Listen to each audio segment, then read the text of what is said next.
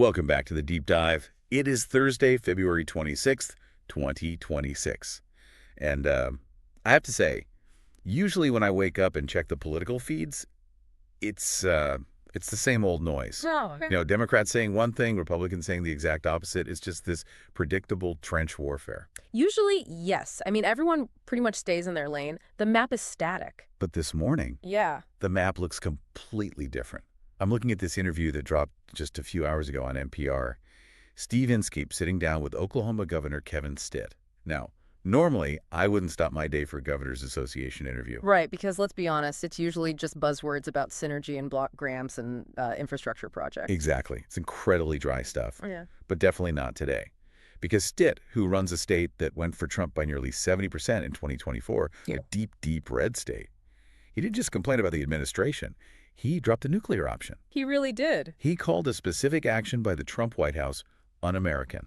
That stopped me in my tracks, too, because in the unspoken rules of party politics, especially in this era, you can call a policy misguided, you can call it expensive, you can even call it wrong, but un-American. Yeah, that's heavy. That is a loaded phrase. That is basically a declaration of war. That is questioning the legitimacy of the action itself, not just whether it works or not. And that's really the thread we're pulling on today for you guys listening. Mm-hmm. Because this Stitt interview, it feels like the first real tremor of an earthquake that's been building up for months. We aren't just looking at one unhappy governor here. We are looking at a party that is basically tearing itself apart in real time. It really is. And to do this properly, we've pulled together a stack of sources today that is honestly kind of dizzying in its scope. Oh, for sure. We have the Stitt interview, obviously, which is our catalyst. Mm-hmm. But to understand why that interview happened, we have to look much wider. We have this fascinating sociological analysis of the Barstool conservative movement from the Columbia Political Review. We've got these really dense economic papers from American Compass that basically argue Reaganomics is dead and buried. And some darker stuff, too, because we really can't ignore the underground currents. Much darker, yeah. We have reports on the fallout from the tragedy at Turning Point USA late last year and some leaked internal communications from the young Republicans that are, well, they're frankly disturbing. They show a level of radicalization that goes way beyond standard politics. So the mission today is to map this chaos. We want to answer a pretty fundamental question for you. Is the Republican Party actually conservative anymore? Or has it mutated into something else entirely? And when Trump eventually leaves the stage, whether that's in 2029 or sooner, who acts as the heir? Who picks up the pieces? That is the trillion-dollar question, because right now the pieces don't even fit together. You have people in the exact same party who fundamentally disagree on what the party exists to do. Let's start with the catalyst then. This morning, Kevin Stitt. Set the scene for us. Why is an oil and gas governor from Oklahoma defending a wind farm in Rhode Island?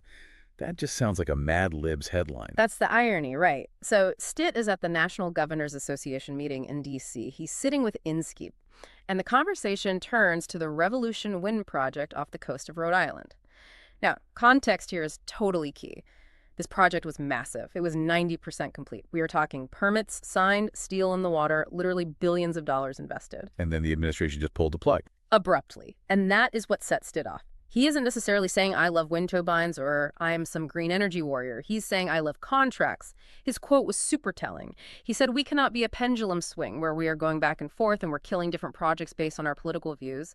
That's un-American. Okay, so help me understand the business mindset here. Because to a casual listener, stopping a wind farm sounds like standard Republican policy. They like oil, they hate wind. Why is Stitt, a conservative Republican, so mad about this? Because Stitt is from what we might call the governor's wing, or the integrity wing of the party. Governors, unlike senators or presidents, actually have to balance budgets and attract businesses to their states.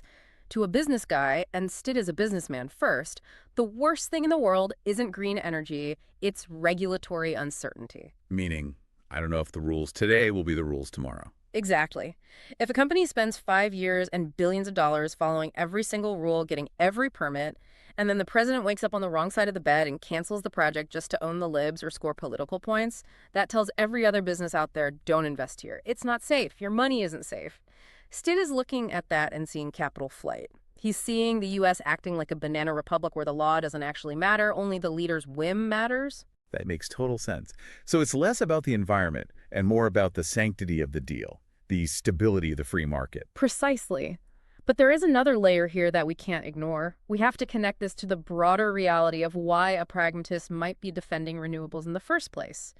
We have that report from NBC News in the stack regarding the Greenland ice shelf. Oh, the break-off. That was a massive story that kind of got buried into the political noise a while back. It did, but it absolutely shouldn't have. The report detailed the breakoff of the Neokelf Eresfjorden Glacier, and I'm definitely butchering that pronunciation, but it's a chunk of ice, roughly 160 square miles. To put that in perspective for you, that is twice the size of Manhattan. Twice the size of Manhattan, just floating away. That's so hard to even visualize. Yeah. And the degradation has accelerated wildly through 2025 and into 2026. The source highlights that this isn't just about polar bears anymore. It's about insurance premiums. It's about supply chains. If you are a governor, you are looking at insurance rates absolutely skyrocketing in your state because of severe weather events. You are looking at weather patterns completely disrupting agriculture. So even if you don't buy into the full Green New Deal package, if you're responsible for a state's economy, you're thinking, well, maybe we shouldn't put all our eggs in one basket. Exactly. Stitt represents this pragmatist faction. They are thinking, okay, we need energy diversification, not because we want to hunt trees, but because we want to keep the lights on and the insurance premiums down. He looks at the federal government acting like a chaos agent, actively killing diversification, and he says, this isn't how you run a functioning country. But Stitt didn't just stick to wind energy. He also pivoted to immigration during the interview. Again, he went totally off script. The standard line right now, the line we hear at every single rally, is mass deportation. Just get them all out. No exceptions. Right. That's the red meat for the base. That's the slogan on the bumper stickers. But Stitt asked a question that I really haven't heard many Republicans ask out loud recently. He asked, what is the end game? He said, is it truly to deport every single person here? I don't think that's what America wants. And he actually advocated for work visas for people who are currently employed. This is the classic business versus populist split, and it's becoming a massive chasm. Stitt looks at the Oklahoma economy and he sees a massive labor shortage. He sees construction sites looking for workers, farms looking for hands, the entire hospitality sector struggling to stay open. He wants a system that functions. Essentially, his argument is, if you're working, if you're paying taxes, if you're contributing to the economy, here's a visa, let's just make it legal and get back to work. Whereas the Trump administration view is what exactly? It's cultural. It's entirely cultural. It's not about economics for them. It's about identity. The administration views undocumented immigrants as a cultural threat, an invasion, regardless of their economic contribution. Stitt sees them as a labor market inefficiency. These two worldviews are violently crashing into each other. One is looking at an economic spreadsheet, and the other is looking at a demographic chart. And the personal animosity is just spilling out into the open now. I saw Trump called Stitt a wise guy on social media this morning. Which, coming from Trump, is incredibly dismissive. It's treating a sitting governor like a heckler at a rally. But notice Stitt's counter-branding here. He keeps using the word integrity over and over. Integrity. Yeah, it feels like a code word almost. It absolutely is a code word. He's signaling to a very specific type of Republican, the suburban voter, the Chamber of Commerce types, the people who maybe held their nose and voted for Trump because of corporate taxes, but they just hate the drama. He's saying, I'm the adult in the room. He's not a never-Trumper. He supported him in 2024, but he's drawing a very clear line. He's saying, I am conservative, but I am not chaotic. But here's the thing that really confuses me, and I want to dig into this with you. Stitt is out here talking about integrity, stability, maybe you return to some kind of normalcy. Yeah. But when we look at the other sources, specifically this barstool conservatism piece, it feels like the cultural momentum of the party is moving in the exact opposite direction. It's not moving toward integrity, it's moving toward, well, it sounds like a frat party. That is the vibe shift. And honestly, if you don't understand this vibe shift, you cannot understand the modern GOP. You can't understand why Stitt feels like a complete outsider in his own party. So this article from the Columbia Political Review actually coined the term barstool conservatism. Break that down for us, because when I think of conservatism, historically I think of the moral majority. I think of the 1980s. No drinking, no cussing, family values, Sunday school. Right, the sort of church lady aesthetic. The idea that to be conservative meant to be personally pious and morally restrained. That version of conservatism is effectively dead. Dead. Completely. Yeah. The article argues that it has been replaced by what they call post-ideological permissiveness. Think of Dave Portnoy, the founder of Barstool Sports. Pizza reviews and sports gambling. Exactly.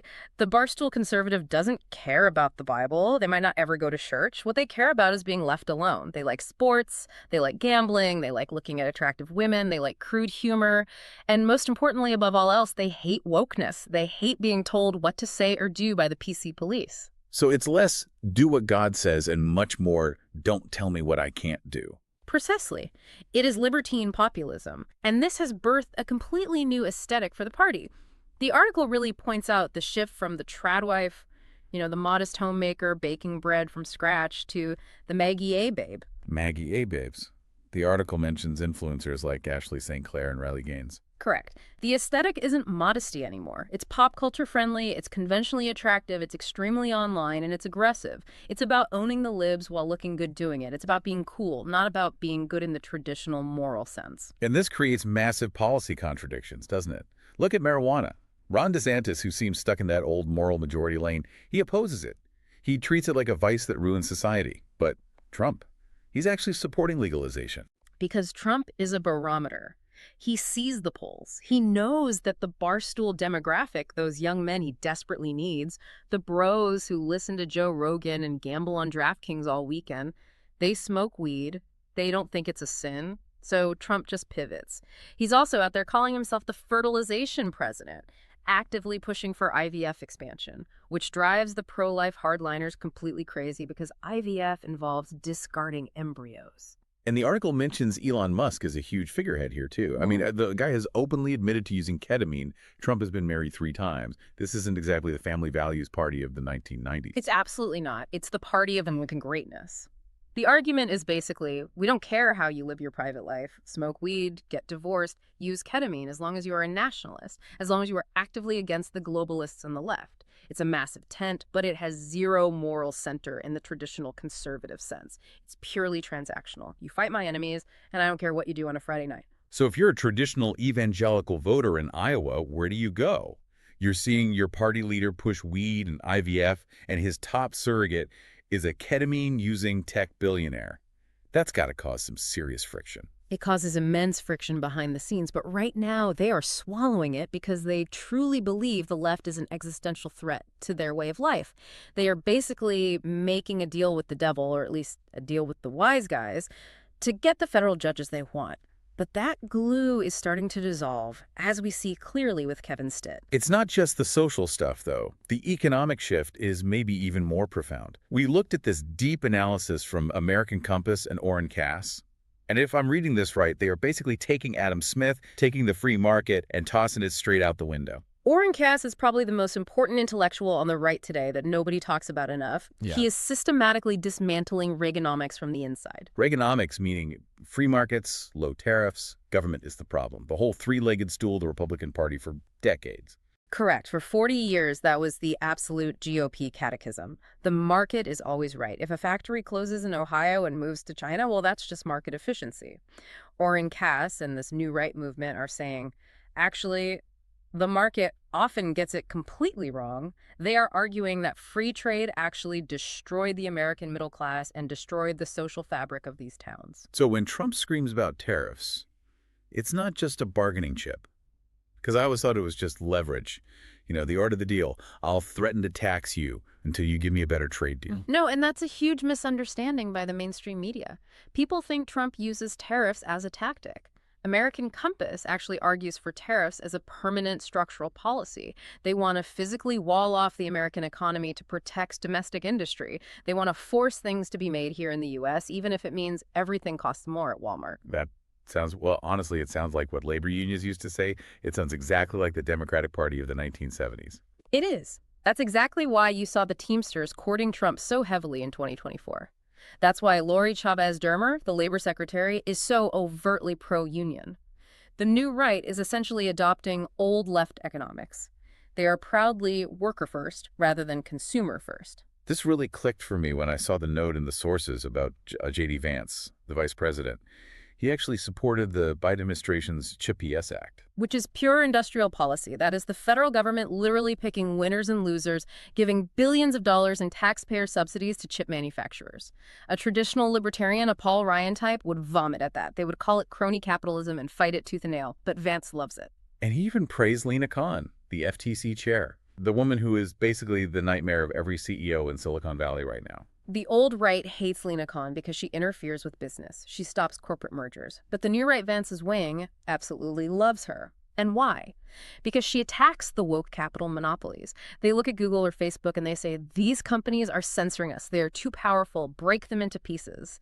So let me try to summarize this new right philosophy just to make sure we're on the same page. They actually agree with the left that the government should be powerful and should intervene heavily in the economy.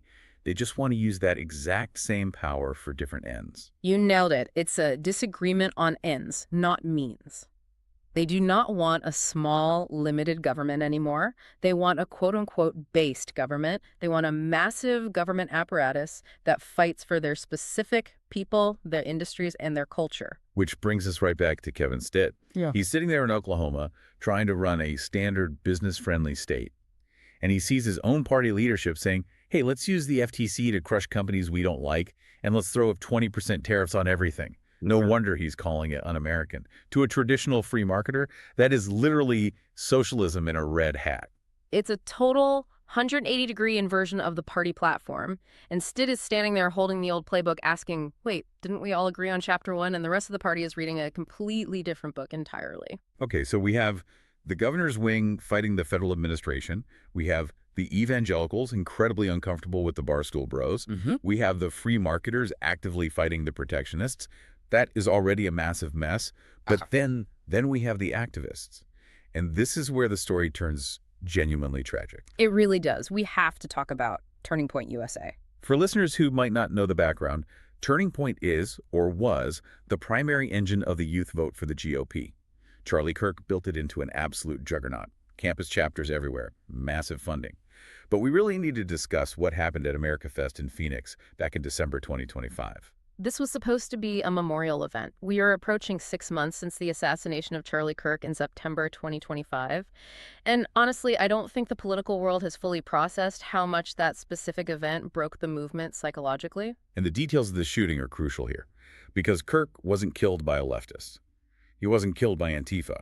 No, he wasn't. He was killed by Tyler Robinson, a self-proclaimed disenfranchised Trump supporter. He claimed in his manifesto that he had just had enough of the hatred. It was political fratricide. It was violence coming directly from inside the house.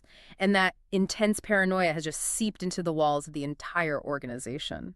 So you have this huge conference in Phoenix. Erica Kirk, his widow, is now leading the organization. She opens the event pleading for unity, warning everybody about burning bridges. She's desperately trying to hold this coalition together.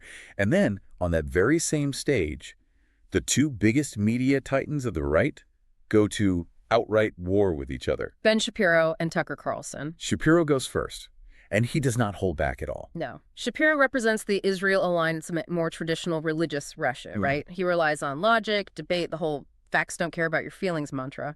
He used his main stage speech to attack what he called moral imbecility.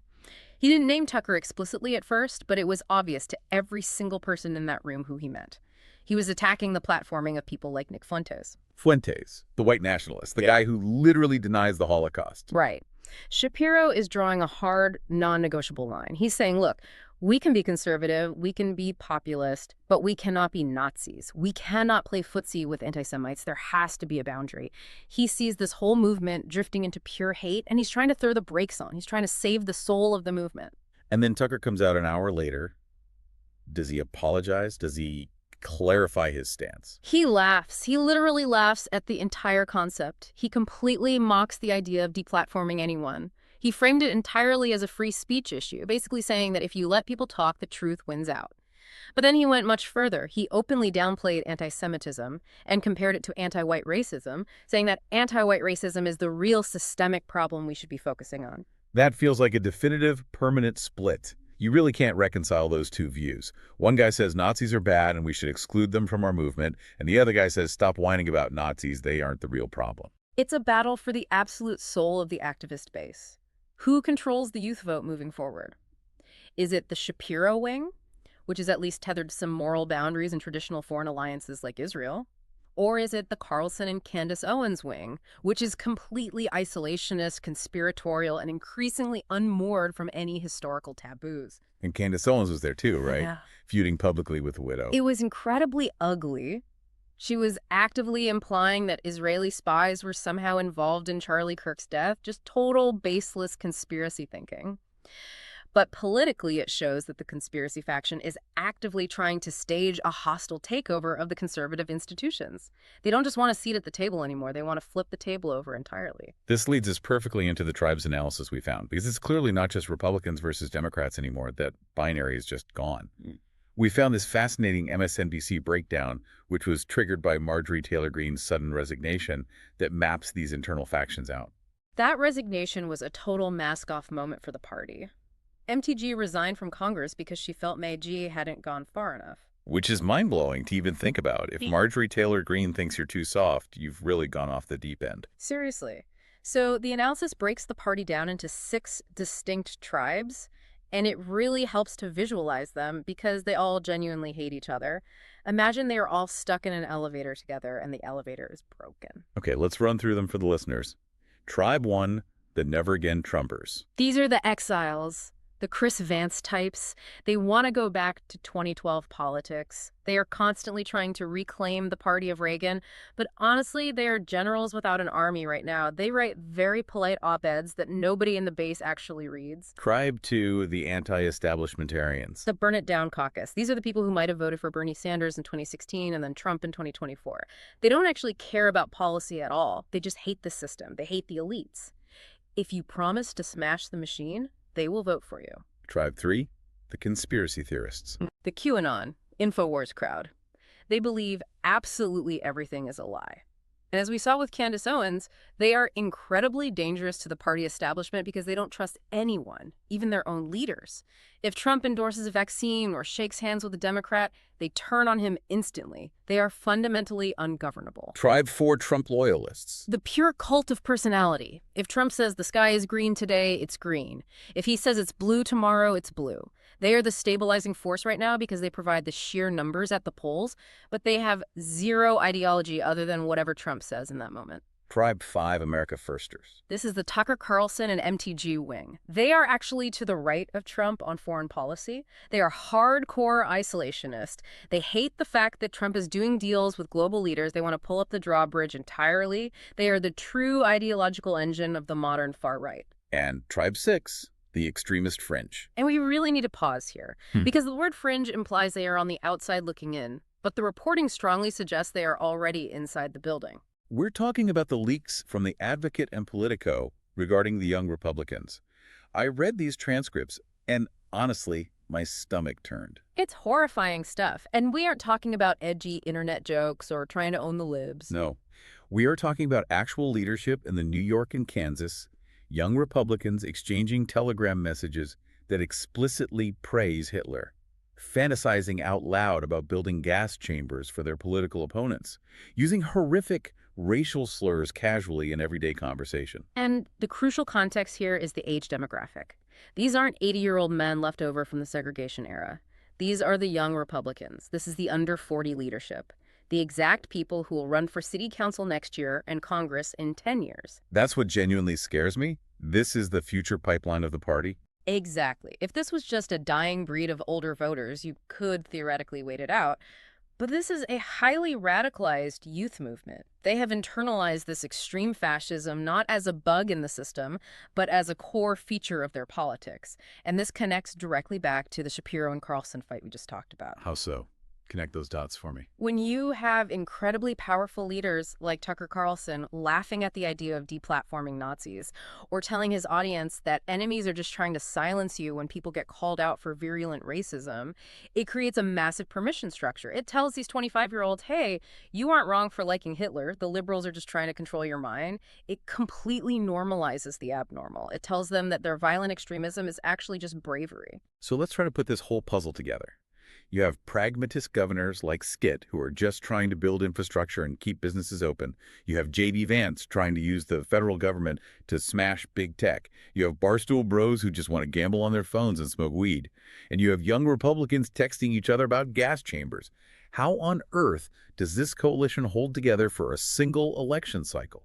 The short answer, it doesn't. Not without a singular massive force holding it all together by sheer willpower. The gravity well, Donald Trump. Right now, Trump is literally the only thing keeping these people in the same room. He has this totally unique ability, a sort of quantum superposition, where he speaks to the union worker and the billionaire and the conspiracy theorist all at exactly the same time, and they all manage to hear what they want to hear. But physics is physics. When that gravity well is gone, things fly apart violently.